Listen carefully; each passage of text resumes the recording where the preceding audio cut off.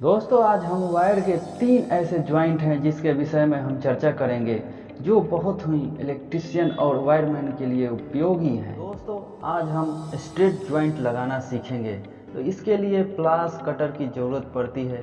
तो हम तार को इस तरीके से छीलेंगे जिससे कम से कम 1.5 से 2 इंच इंसुलेशन उतर जाए, और हम इन तारों को सही तरीके से साफ करके या सीधी करके हम एक दूसरे के ऊपर चढ़ाते हुए ऐसे स्मूथ तरीके से ऐंठन बनाएंगे कि फिक्स होते चले जाएं। आगे हम तार के दूसरे साइड भी ऐसी ऐंठन बनाएंगे जिससे तार प्रॉपर टाइट हो, और इसको प्लायर के द्वारा भी हम टाइट कर सकते हैं और इसके मजबूती को हम बरकरार रख सकते हैं। तो इस ज्वाइंट का उपयोग तार की लंबाई बढ़ाने के लिए करते हैं। दोस्तों अब हम टी ज्वाइंट लगाएंगे, तो आपको प्लास और कटर की ज़रूरत पड़ती है।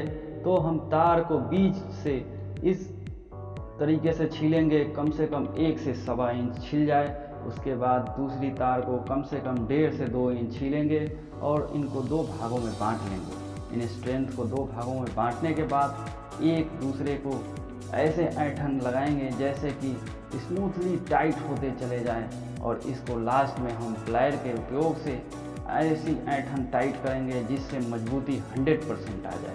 तो ये आपके बीच टी ज्वाइंट बन के तैयार है।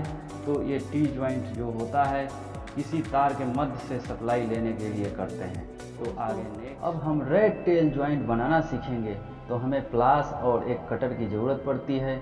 2 तारों को इस तरीके से छीलेंगे कि इंसुलेशन कम से कम 1.5 इंच छिल जाए, और इनको एक दूसरे के ऊपर रखते हुए इस तरीके से टाइट करेंगे कि यह स्मूथली 100% पकड़ बनाते हुए एक दूसरे पे टाइट होते चले जाएं, और इनको लास्ट में प्लायर के द्वारा भी टाइट कर लेंगे।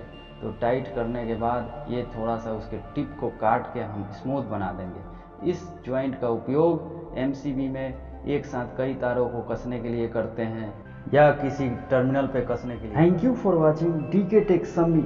हमारे चैनल को सब्सक्राइब, लाइक, शेयर करना ना भूलें।